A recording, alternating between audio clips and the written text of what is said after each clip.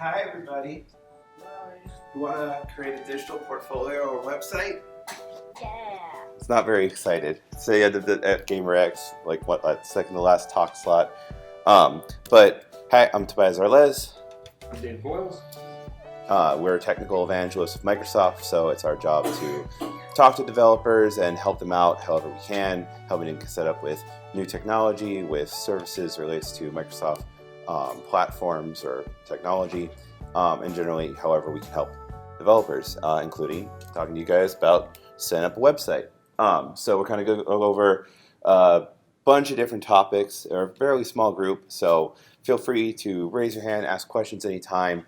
And we're going to go over why you'd want to go through the trouble of creating your own website as opposed to one of the million other of instant website services or just using a social media profile, and then what goes into actually running your own website from both the technical perspective and what you have to actually put onto it.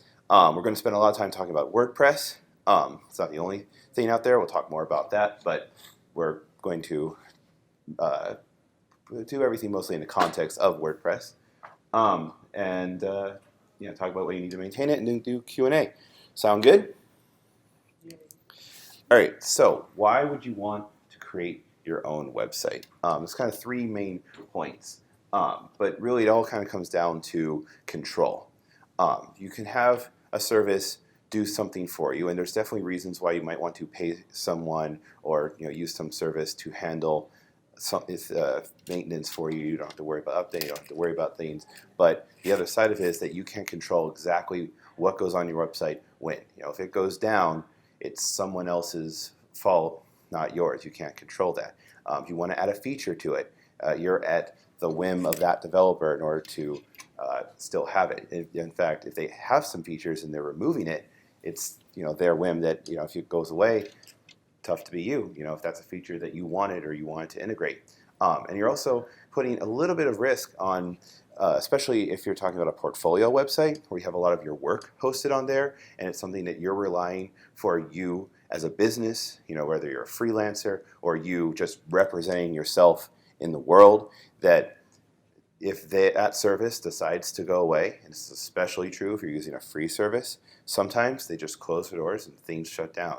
There's all sorts of stories out there online about if you host something in the cloud, don't treat it like it's saved or backed up. If it's in the cloud and it's just on some free drive sharing service, on some photo sharing site, on some free website service, it can go down any day and you'll never get it back. So it's nice to have that safety of if you're using one of these full hosting services, they come with a level of agreement where you're not just going to get the plug pulled on you. You have certain uptime guarantees, especially if hosting it on a cloud service like Azure, and you can do whatever you want. In addition, that some voices provided, but you also have your own custom domain, and your site looks more professional because most professionals out there do go through the trouble of making their own website. They don't have some subdomain.tumblr.com. Yeah, you're right. We'll show you Azure, which is Microsoft Cloud, how to quickly spin up a WordPress site. No programming involved. I did it with my stepson 2 days ago. He now has his own WordPress site for him to draw Pokemon drawings. He made a video the other day, and he did a walkthrough for 5 Nights at Freddy's. But I showed him how to do this and it took him 2 minutes. But to your point about custom domain, by default, on whether you use Amazon's or ours or whatever else, if you were going to make it your own website, it would say, yourname.azurewebsites.net. But to your point, you can buy a domain from another provider. I use namecheap.com, and I buy daveboyles.com there. Pay $7 a year. I'm not very valuable, so it's very affordable. I go there, and I can just map those two. The other part you were saying about backing things up, that is so extremely valuable. And with services like what we can show you in a bit, I never really understood the importance of backing up until my WordPress site. One of the plugins I was using had a vulnerability somewhere about a month ago, and what happened is it kept taking my site down. So certain pages would go down. Finally, I took out all the plugins, figured out, I think, what the issue was. But at the same time, I was able to back it up multiple times a day, and then I could, anytime my site would go down from this bug that would get in there, I could just then roll it back from days earlier by hitting one button saying, it worked on this day, so click on that date, hit OK. Second later, your whole site's there. If I didn't do that, my blog's like 6 years old now, all of that work is gone because I would never be able to figure out how to do that. That's scary. I think I'm losing 6 years of work. Yeah. All right, so what you need to host your own website. Now you could make yourself a host and get a dedicated internet line, go into your residence and host it off of a server that you run 24/7. But that's just a little ridiculous, and not just by indie game standards, but by major company standards. More and more companies are not bothering to spend thousands, hundreds of thousands of dollars for internal IT and maintaining servers, but to go through what's called the cloud. Because make the argument, cloud is just somebody else's computer, right? But the idea of the cloud is this amorphous blob of many different servers hosted in many different locations around the world, and dynamically your site can be served to people based on the closest host, based on redundancy, and all of that's kind of handled for you in the background. You just need to interact with your web app interface and upload what files you want to be hosted, and the hosting company will handle the rest. Like Microsoft Azure is one of the main services Microsoft provides. Yeah. I didn't realize how important it was until Gil, right here, used to write for a site together called Armless Octopus. That website was running from someone's computer in a closet in Fishtown, Pennsylvania. So right in Philadelphia. If that person's computer ever turned off for whatever reason, that whole website goes down. So one of the benefits of using WordPress's servers, Amazon's ours, is that if the dog ever runs over the cord and pulls it out of the wall, your whole website's not down. It's still there for everyone else to get to. Right? Not your problem. You just want to focus on making your website. Mm-hmm. And we touched on getting a domain as well. And so there's a separate thing between having a domain and having a host. So a lot of places will offer both. And frankly, they'll try and be really deceptive on, like, you need to get both, but really they're two completely different services. One is hosting your website, and really you just need either some type of static IP or some address that something you can always find it at, and domain, which is just an address that says, when I have this, I can go to this specific DNS server and load this specific web page. And so, for instance, like Azure, it's a cloud host. It's just the hosting side. It doesn't host domains. So like Dave and I use one called Namecheap, but there's Hover, GoDaddy, there's a million other services out there, and they're all basically about the same, but I wouldn't pay more than like $11 or $12 a year for a domain. If you're paying more than that, you're probably getting ripped off of what you could be paying. Yeah, so look at it this way. From like a technical standpoint, your site, right, is just all of your web content living on someone else's computers. So like I said, it might be by default, create a WordPress site on Azure. It's going to be yourname.azurewebsites.net. So people can always go there and get to it. But ideally, you said you want to have like yourname.com, in which case you go to a domain provider. They're essentially the yellow pages, is how it works. So when you go to someone's website, you're not actually going to a name. You're going to a bunch of numbers, an IP address. And we don't want to deal with any of that. So instead the domain says, hey, we're the yellow pages. When you type in yourname.com, it's actually going to a number. They have the yellow book there, and they say, okay, what you really mean is you want to go to this person's site. Here's the site.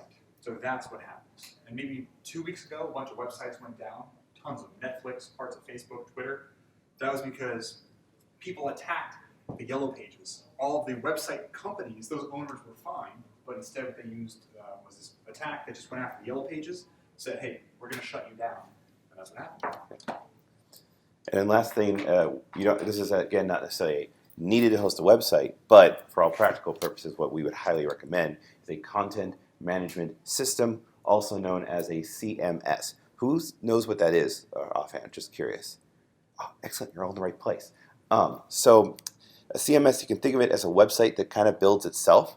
But the idea is that when you want to make a website, you don't want to hand code every individual page, right? If I want to add a new blog post, I don't manually edit my list of blog pages and move all of them down and insert a new link and manually type in the date and click a thing. I have some type of software system that allows me to continually add new posts, share stuff on social media, integrate to the website without actually having to change the code of the website.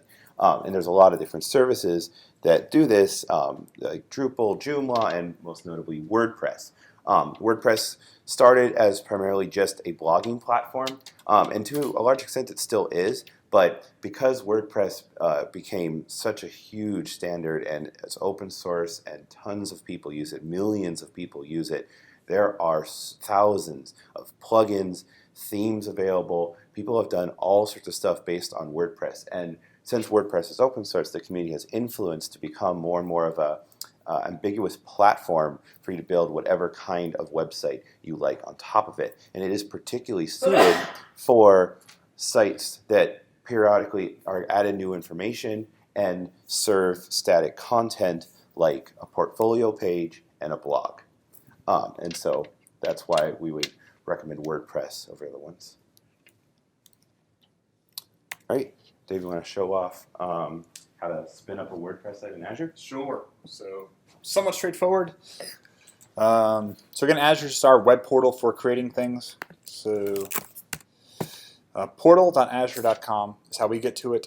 If any of you have .edu addresses, this is all available to you as well. We have a program for startups and companies from time to time to handle this. Sorry, on the other side. Yeah. Oh, I see. We're not even displaying that anymore. I actually turn the PowerPoint off. There we go.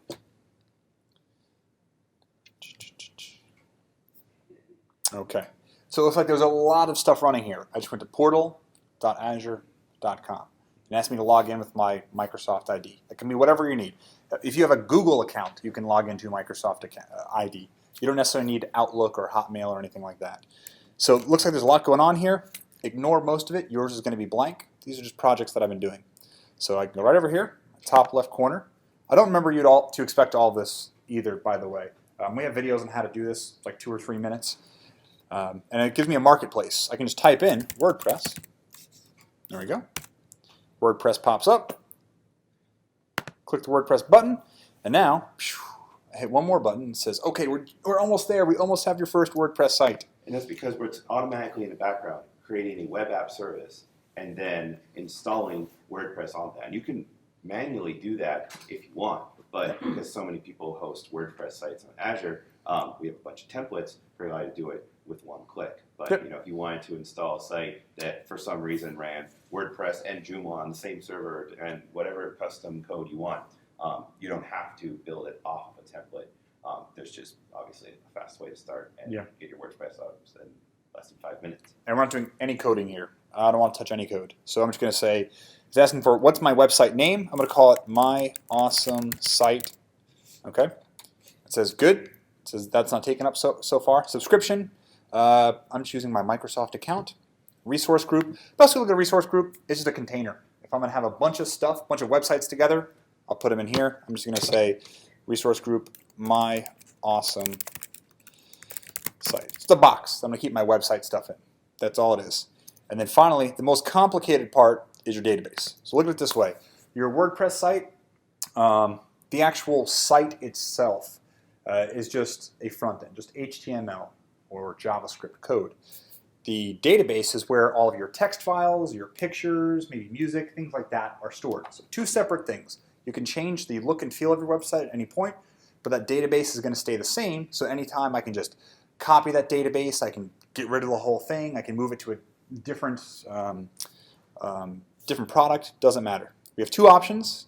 The first one here is called ClearDB. Now it's another company that Microsoft works with to just store the database. You don't have to do any kind of coding here. Think of database as just your storage for your text and your pictures. Now we also have this other one. It's just called MySQL. Not going to explain what it is, just a type of database.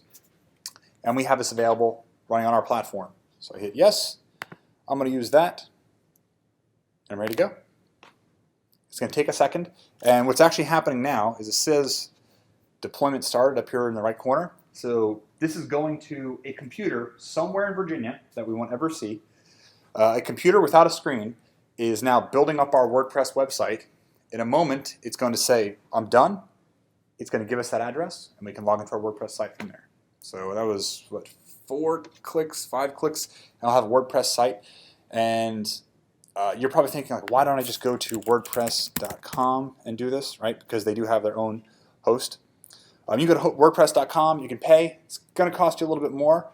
But the downfall is if you use the free version of WordPress, here's my penguins. If you use that free version of WordPress that you can go to, the issue is you can't run JavaScript, which is code that powers the web. And you're thinking, I'm not going to write JavaScript anyway. That's fine. The problem is, because you can't run that code, you can't run any of the plugins. And the most beautiful part of WordPress is all of the plugins, like the ability to add your Twitter feed and easily add videos and a whole bunch of other content we'll get into very shortly. So this thing finish. I'm going to go here. I should also note too that There we go. Azure is a pay per usage thing, right? So you have a website up, depending on how much traffic you want to be able to hit your server simultaneously. You have different pricing tiers for how you want to set that website. All of them are really, really cheap. Personally, for my Azure site, I've gotten many thousands of hits, and I think I've not paid no more than like $5 a month. Yeah. And that can scale based on what you want. And also, if you're a software startup, it's less than 5 years old, come talk with us after, and we can give you free Azure credit, so you won't have to pay anything. If you're paying $50 a month for hosts, we can cover that. And this looks like there's a lot on the screen. You will never see this, because these are my projects. You're not going to work on those. This, you can ignore 95% of it. Only thing you really have to worry about here is this, requests and errors. And at the top up there, it's going to have my website name. So the reason these two are important is because I can click on that. It's going to bring me to my WordPress site right now.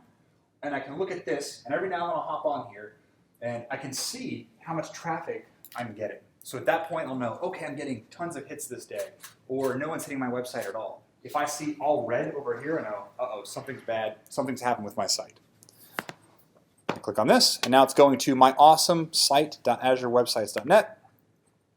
And we're just about ready to go on our Azure website. Might take a second because the first time we have to get there, so it's kind of building it. Here we go. So we have tons of languages we can select. We're just going to stick with English for now. Say, hey, I need a site title. We'll call this My Awesome Site. Username, awesome me. It has a password for me already. And then my email, I don't need one right now, but let's see if I can skip that actually. I must provide one. I'll go to fakeman@123.com.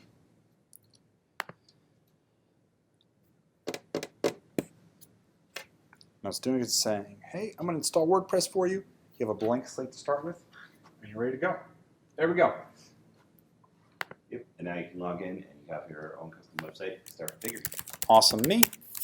Copied my password. Logged in. Yeah, and this is what your blank WordPress backend looks like. And if you want to, so the backend, I should be clear, is this is your CMS, right? What you were going over before, where you can add new blog posts, you can add new users. That means other authors, maybe other people to just add small parts to your site. If I want to see what my actual site looks like, I click right up here. And ooh, I actually have a screen darkener. Let me get rid of this. And here is my awesome little WordPress website. I'm zoomed in a bit. Cool. Ready to go. And that's it.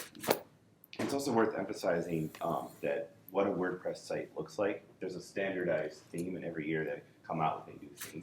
But a WordPress site can look completely different depending on how you want to customize that code. Now, you can get in there yourself and customize how you want the layout. But as I said, one of the great things about WordPress is that it has a huge community with thousands of different blogs. So we have a couple example sites of game developer companies that use WordPress for their company. People like Supergiant, people like, what is this? Cabby for Super Time Force. They use WordPress for their games, both their game sites and Cabby website. Hello Games, that just did No Man's Sky. This is also a WordPress site.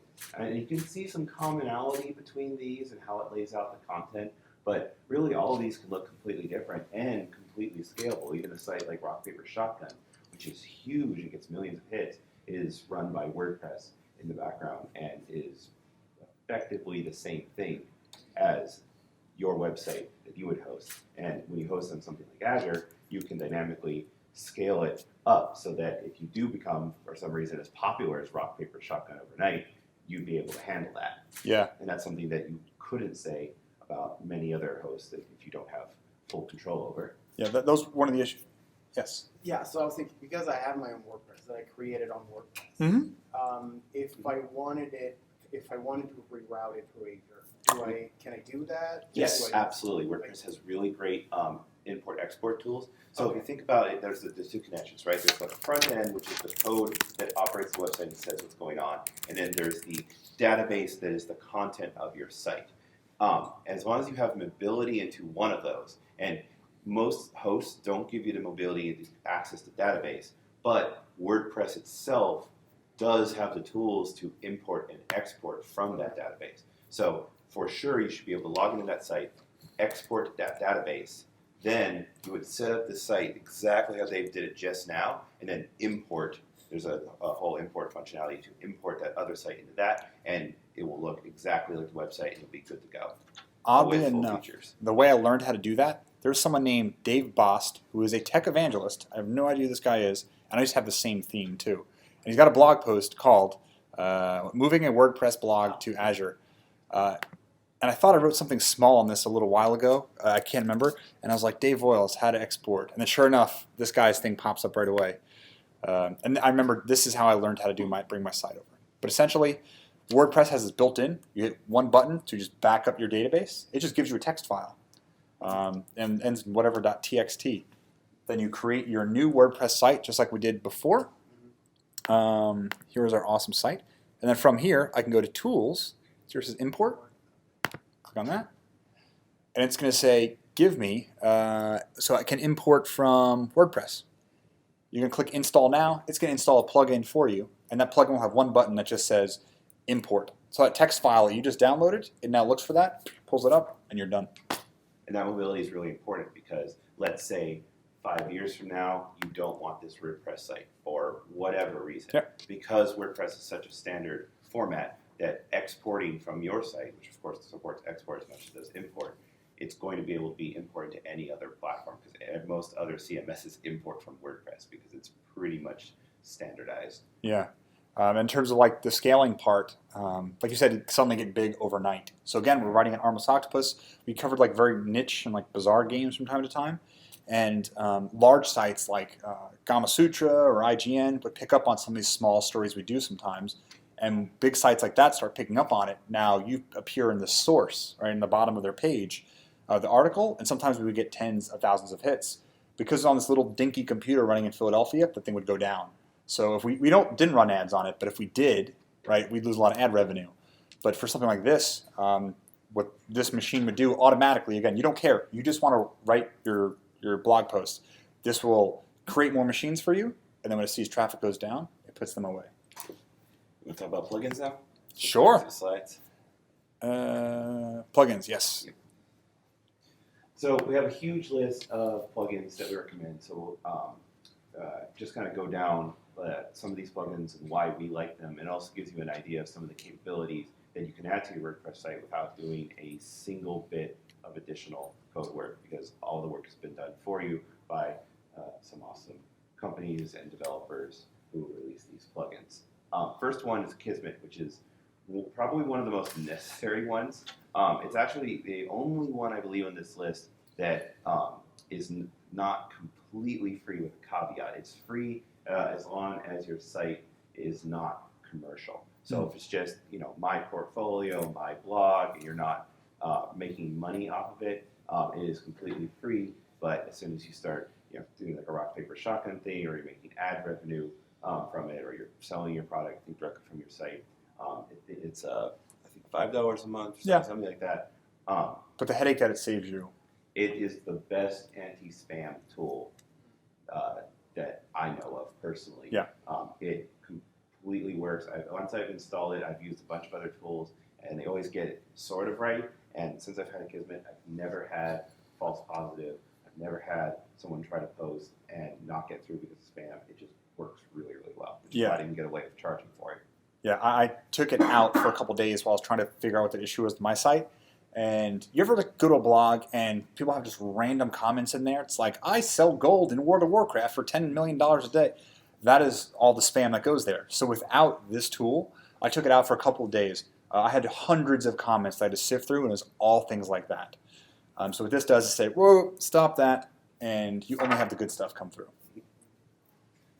Next is Google Analytics, which is really easy, but obviously you want to be able to track how many people went to your website, how long they were on there, track that. You might not care about it as much if it's just your portfolio, but it's some really good data to have, and it's free to get and really easy to install. So Yeah. that's a great plugin. To build on that, we're at a conference about inclusion right here, right? So from Google Analytics, you can get largely the demographics of the people coming to your site as well. You can see which countries they're coming from.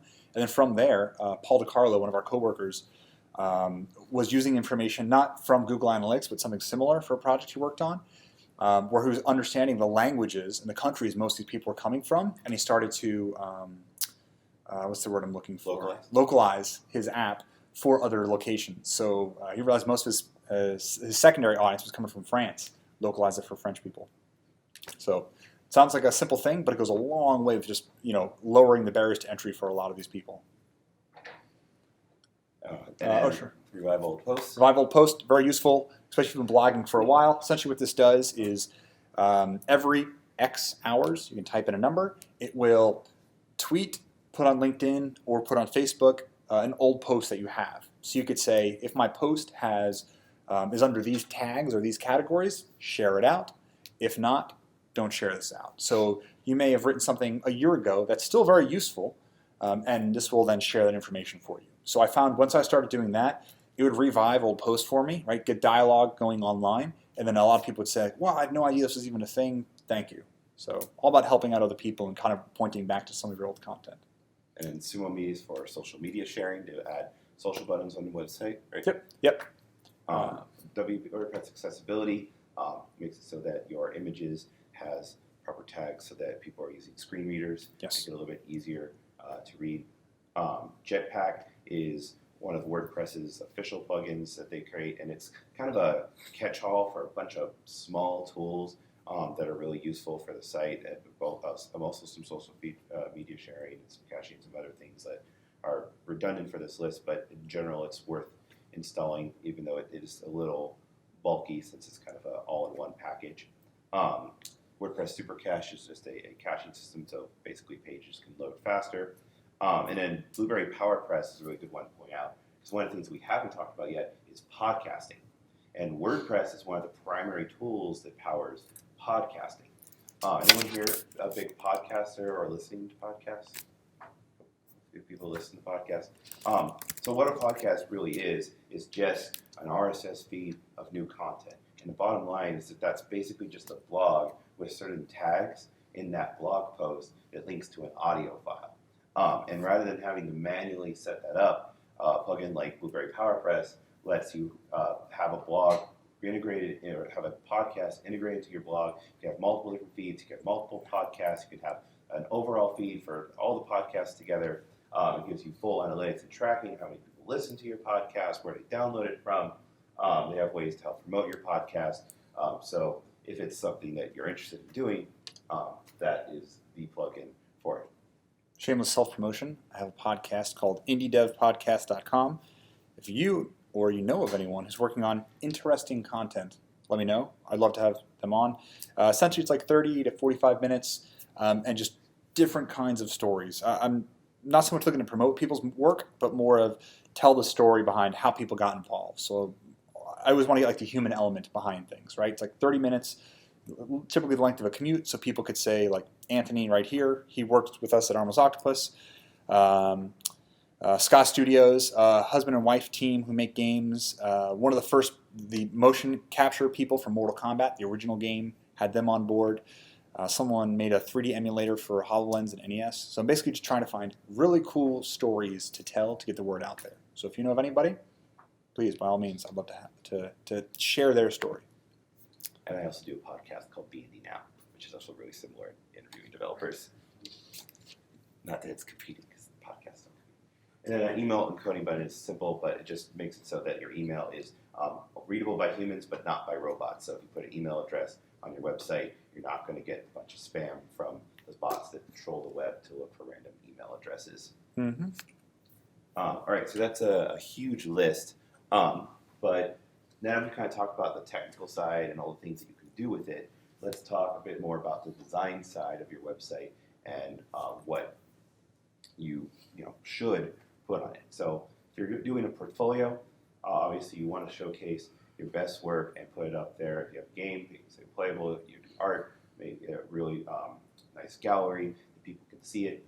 A lot of people are kind of compelled once they start to say, oh, well, there's not too many things on here. I'm going to put everything I've ever done on it. And that's not necessarily the best thing that you want to do, because if you have, say, 3 really awesome pieces that you spent months on and tweak, and you go, well, maybe this will look better if I put 10 things, but the other 7 are all from 24-hour game jams or just random sketches you had in your notebook. And if you put them up side by side, it kind of looks like overall maybe your work is mismatched or not the best.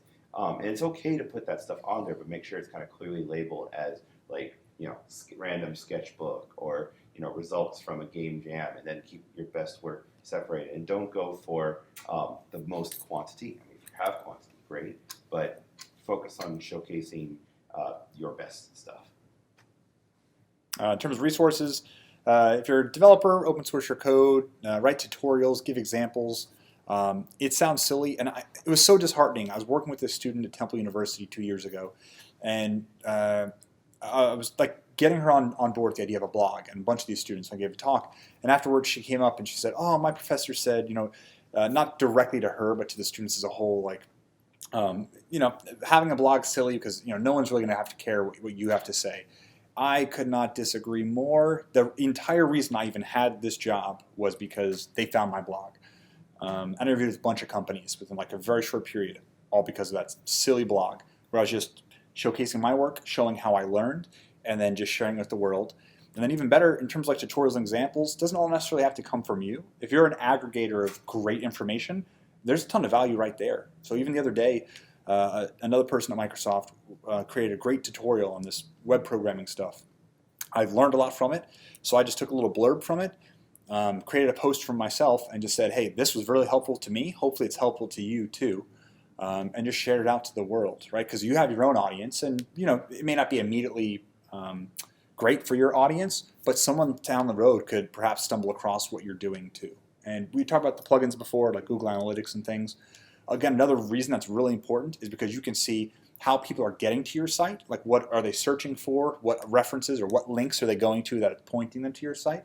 But also you can see which blog posts are picking up. So I see the same handful of posts that I wrote a year and a half ago are getting most of my traffic. So then I know, okay, these tutorials or these resources were helpful for people. I should probably focus on more of that. And even if you're just aggregating other sources, if you have, hey, here's a tutorial on how to do this technical thing or do this kind of art or why I made this kind of design, you're also kind of framing yourself in a way as an expert in that field. And you might not feel that, you might not agree with that statement, but that's really all an expert is someone who knows information and is willing to share it with others. That's what a teacher is. And being able to teach that is something that employers absolutely work for, and someone who's a good employee. So if you're making a website in part to be able to be more appealing to employers and get a job, definitely don't just put up yourself there. Try and add content and aggregate other people's content. Have people go to your site because they look to you as an expert. Yeah, I think one of the most valuable things you can do or share, programmers have this thing called Stack Overflow. It's like a forum where you can go to ask and answer questions. Anytime I get stuck on something, I'll write down like steps along the way on how I'm getting stuck and then how I'm trying to resolve it. And then when I do resolve that thing, I turn it to a blog post, and then I'll go see if I can answer some things in Stack Overflow. But a benefit of that is you can see if other people got stuck too. Because if you got stuck on it, chances are someone else did. And some of the, you get points in Stack Overflow. It's like a gaming system, right? Some of the things that got me stuck, which I thought were super simple, it was like, one of them I gave like 3 bullet points. I said I did X, Y, Z. Got tons of points for it. And everyone's like, this is so helpful. I would have never thought of it. I'm sitting there thinking it's 3 points. So if you got stuck, someone else probably got stuck. share the information, right? It's going to take you a minute to share it. Can't hurt. And definitely also helps with, especially if you're running your own indie game, promoting yourself. It's a great way to showcase something cool and interesting about your game at the same time. Also make it easy for people to contact you on your website. There are plugins to do contact forms, so they don't even need to pull up their email client. They can just immediately send you a message on the web page, or they also have your information and how they can email you. And we're talking a lot about the blog in general. Oh yeah, you're not on the slide. No, I was just looking for something. Talking the blog in general, you are journalists. We kind of covered all of that. The last point I put up there was keep it professional, but be yourself. What I mean by that is it's your blog, and you put whatever you want on it, and you need to be yourself. And don't feel like you need to censor yourself and say, oh, I can't write about my day, or this awesome food that I ate, or this great movie that I saw because it's my professional blog. And don't worry about that too much, because your audience is people who want to follow you as a person. And you'd be surprised how interested those people are. You might think, oh, I'm a programmer, so I have to always talk about programming. That's actually not true, because programmers are not usually monotrack mind.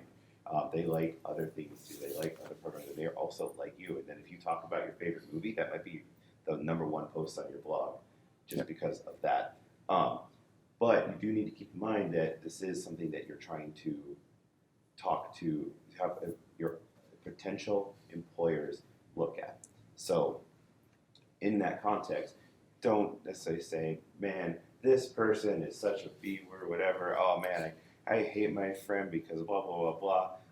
Not that you should ever not say any political messages you want to get out there. Politics is not usually a problem with employers, per se, especially on your own personal blog. But depending on what the content is, you just want to have it be professional, I think is the right word. Yeah. And before we switch over, we were talking about forms before to contact you. This is something I used a couple months ago. It's just called Foxy Forms. It gives you some options like title, name, email, subject. You can add a couple more. You can style it right here and then give it one email address where it's going to go to. And what it does, it gives you just a little HTML snippet. I copied that, put it onto my WordPress page, and then I did that so people could contact me without me exposing my information. That form goes over to you, and you have all the information there. So it was a great way for not generating leads on anything, but for being able to make it really easy for people to contact me without me giving away my email address to trolls and crazy people. Yep. Speaking about that, what not to do, I've seen some people include their address on their resume, and just don't do that. There's just so many reasons not to do that. Don't put your real address on your web page, and definitely also don't put your real phone number. If you want, get a Google Voice number, get like a special number that goes just the voicemail. If you really want to be accessible to employers who like calling, but don't put your real contact information out there. Also, especially if you work on projects with other people, don't be vague about what you did. Right? If you just said I was the producer on blank, that doesn't really mean much. Like, what did you do? Did you oversee people? Did you do scheduling? Did you just provide the funds and that was it? Be very specific on your portfolio and exactly what you contributed, because you don't want to falsely represent anything. You also don't want to undersell yourself in what you achieved at the work, because people might make a wrong assumption. And also make sure you have the permission to post that work. So if you're a freelancer, you work for clients, make sure that it's talked about with your clients ahead of time if they can share that work, because all the time new products are announced, not by the company making a press release, but because some contractor they worked with shared something on their portfolio or said something or did something, and it can be very bad professionally to do that, as well as just not a nice thing to do. So just be mindful of that as you post content. And if you're looking for content to add to your site, besides whatever words or you write up or pictures you draw or game content, there's great resources with Creative Commons and the Noun project in general. If you want to get some background images or some stock photos that kind of add some life to your various blog posts. If you want to automate some of the tasks, for instance, you want to automatically say when someone on someone else's blog or my company's blog posts something, I want to automatically repost it onto my blog, or do something else where it's automatically adding content to your blog, or the other way around. Whenever I blog, automatically then tweet it onto these social profiles and post it on the Facebook, or send an email to my mom, whatever you want to do. There's a great service called If This Then That, which handles all of that for you.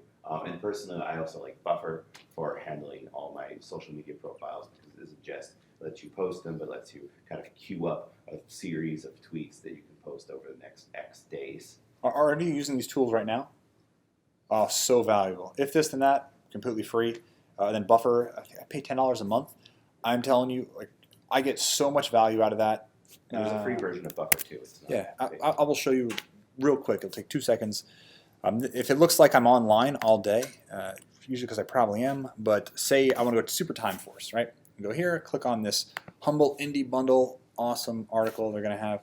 Okay, cool video, I like it, I want to share it. Right, I can copy the link, go to Twitter, tweet it out, or I can right click, and right here it says buffer this page. This is a Chrome extension. And what it's going to do, have this little overlay. I'll zoom in a bit, right? And I'm signed in. I can use Pinterest, Facebook, Instagram, Twitter, LinkedIn, Facebook, and it automatically generates a title for me, along with a buffer link. And the reason they have this buffer link is because Twitter will not allow you to share the same link multiple times, one after the other. And they do that to kind of control spam. So what happens is I can do this once, and I can either hit add to queue, and in the background I have a queue, basically a pool, and I have it set to 20 times a day. So every roughly hour or so, it'll pull one of these messages from the queue and tweet it out. So this way I can, without spamming everyone, at once with all my messages, I can slowly trickle them out. I can schedule it now, or I go over to Power Scheduler, and here we go. I could set it now, also in 8 hours, in 1 day, and in 7 days. So I hit this. Yeah, same message. Perfect. And Also go to great for your LinkedIn. own content, because you don't just want to tweet out your own content once, right? Yes. Not everyone's going to see it. It's perfectly acceptable to, you write a really nice in-depth blog post to tweet it out, today and a week from now. Yeah. Because people didn't see it. Guy Kawasaki, who was the original tech evangelist, actually started by Apple in the 80s. He's a fantastic public speaker. I would implore you to take a look at some of his YouTube videos. Now he's a venture capitalist in the Bay Area. He just wins people over when he talks. And this is one of the tools he spoke about in his talk. And what he was saying is he's like a master of social media, I'll put it that way, like tens of millions of followers.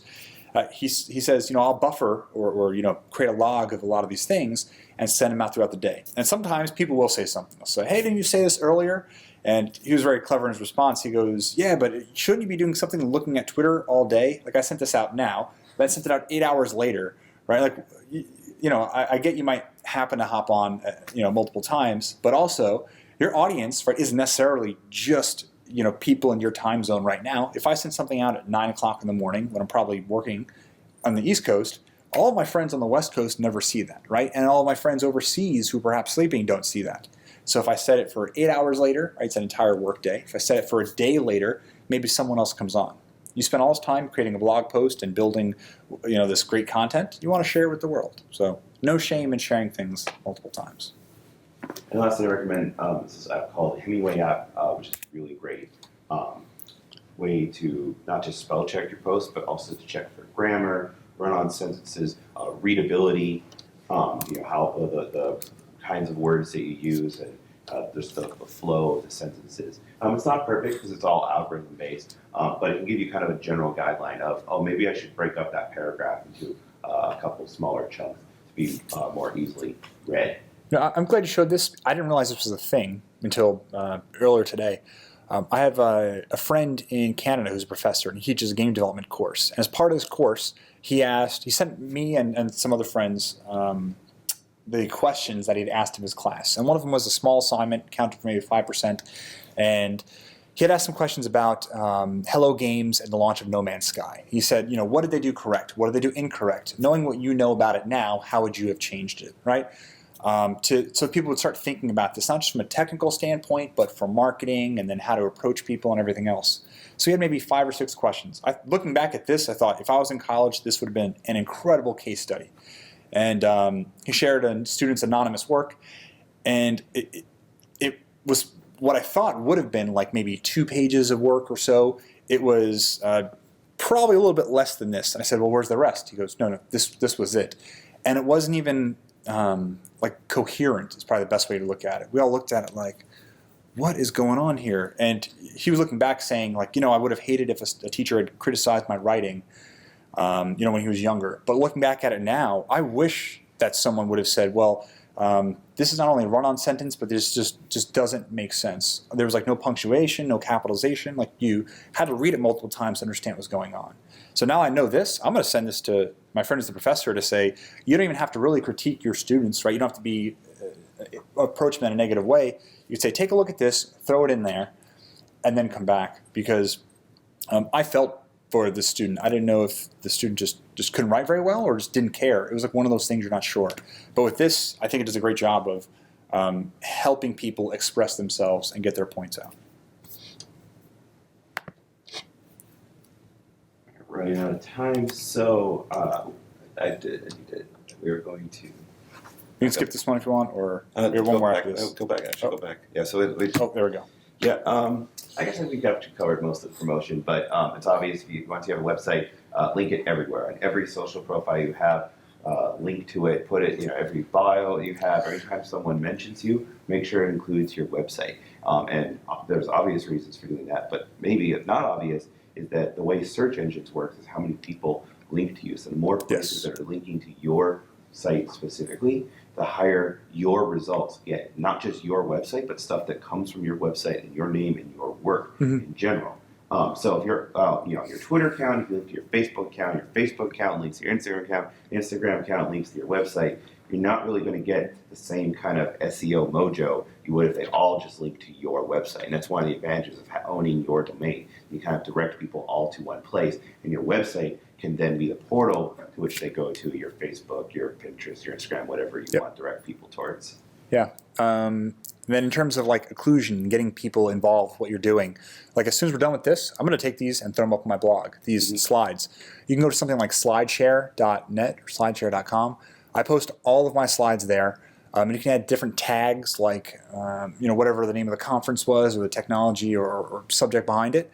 It's a great way for people to find your work, but for us also to share your work. What it'll do is it'll take the PowerPoints, turn them into PDFs. It will annotate everything beneath it. So all of your comments will also appear. So people can stumble across it that way. Even better, it'll give you a little HTML code you can just copy, drop it to your WordPress site. Everyone has it available there. So that's another way to kind of build out your content. And even now we have a voice recorder, a screen recorder, and then also a camera there, so that if people may not enjoy just seeing text or just hearing on a podcast, some people want to see things as well, they can do all of that. So it's all about reaching as many people as possible by kind of doing three things at once. Yep. And then lastly, maintenance of your site, what kind of ongoing costs do you need to do? Because the downside of running your own site is that you are in charge of your own maintenance. That's one of the primary things you're kind of paying for if you're paying for a third-party service. So you need to take care of renewing your domain. That's relatively easy. It's pretty cheap, but just be aware that who owns the domain is public information. And there are some sites that offer services for a couple bucks a year to kind of hide that information. They'll say they own it, and then they know who you really are. But you could do it and find some PO box or something like that you can put up there. But you will literally get random letters in the mail from some services that'll say, "Oh, your domain's expiring. Renew it now. It's 50% off, and normally $100 a year. Now it's only $50 a year." And they're trying to prey on the fact that it's people who bought a domain and didn't realize that domains are actually supposed to cost like $7 a year. I got one of those like 3 days ago. I opened it up and I'm like, oh, this thing looks official. Let me check this out. I'm like, wait a minute. You could buy a discount. Your domain is only $50 this year and set to expire. I knew the date's going to expire. Set to expire in this date. I'm like, wait a minute. I'm paying $7 a year now. I want to pay $50. But if I didn't know any better, or maybe I'm not the web developer behind it, right? They could easily scare you into leaving who currently owns your name and go picking it up. But even worse, what people often do is they'll be squatters. They'll buy a name, sit on it, and just hang out for a while. And then if you go to buy it, it costs a lot of money. And also the moment that you release your name, so if you stop paying that annual fee, anyone else can jump on it. And they can see how much traffic's going to that site. So what a lot of malicious people will do, is they'll wait for that domain to go away or to be released to the public, and you can see what date it's going to happen for any domain. Jump on it and buy it immediately for $7, and then I could say, I know you want this back really bad, so if you want it, I'll sell it to you, but it's going to cost you quite a bit. Yeah, they'll basically ransom it. So make sure your credit card information is up to date. You have auto renew check if you want to keep it. And then also on those lines, you want to update your WordPress. And this one is more so for security reasons because WordPress is an open source platform, and it's a piece of software, and vulnerabilities are in software. And if you don't update it for a while, eventually people will exploit those vulnerabilities.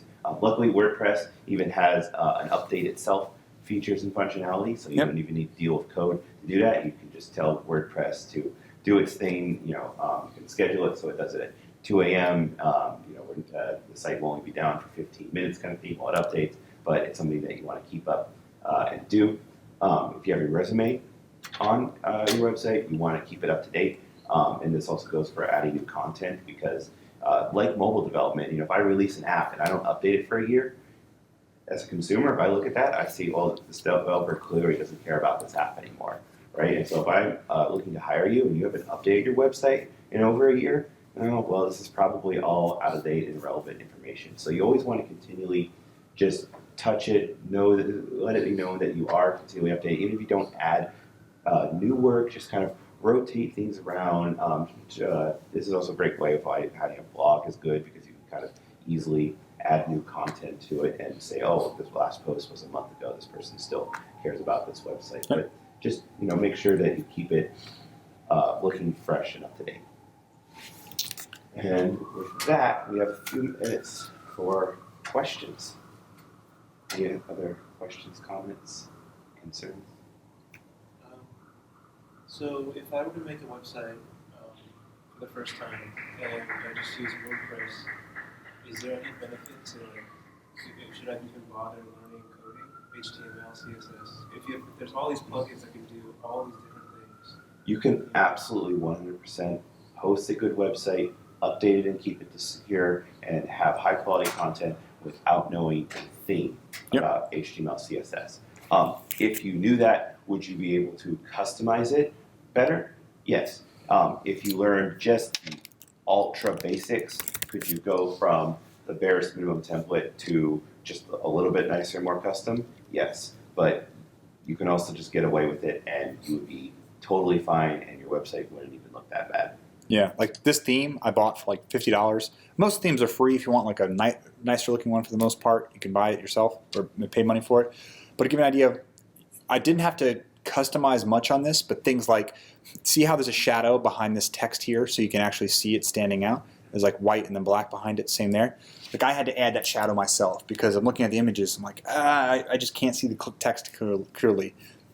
I had to change the color of the background, things like that. So you don't have to know how to code, but if you want to start to really tweak your site, it'll definitely help you out. And WordPress also helps you where it'll expose some of the code for you within the content management system itself. So you can inject a little bit of HTML code just in case. So just like when Dave showed earlier, and he had that contact form generator, right? And then you had a bunch of code. Didn't have to like go into the code of WordPress and copy paste and put that in there. Put into a blog post. Just have like, hey, new page. Within that page, add this code, add this snippet, and WordPress handles, having everything around it and your menus and all the other stuff. So just by using WordPress itself, it's a great way to even learn HTML and CSS code in general. And this was that dashboard I was telling you about before that we have in Azure. So now I can see, this was from me visiting the site, and number of requests, right? These are essentially, request is anything from, anytime I need an image, getting one image is a request. Anytime I need the blog of a body, or the body of a blog post, another request. So it's all blue here, all nice and easy. If I want to get rid of that website I just made before, well, I can just hit delete, and I'm done. So that's it. It'll take it all away. I want to get rid of that. What did I put this under? My awesome... Awesome group or whatever. Yeah. Yeah. Yeah, I might get rid of that. Okay, so that's all I have for you. Good question. Any others? Hope not. I hope that you learned something and that you appreciate this panel. Thank you so much for coming. And have a great rest of your GaymerX, which is just like, what, another hour or two? I hope you had a good time at GaymerX. Thank you for coming. Yeah, thank you.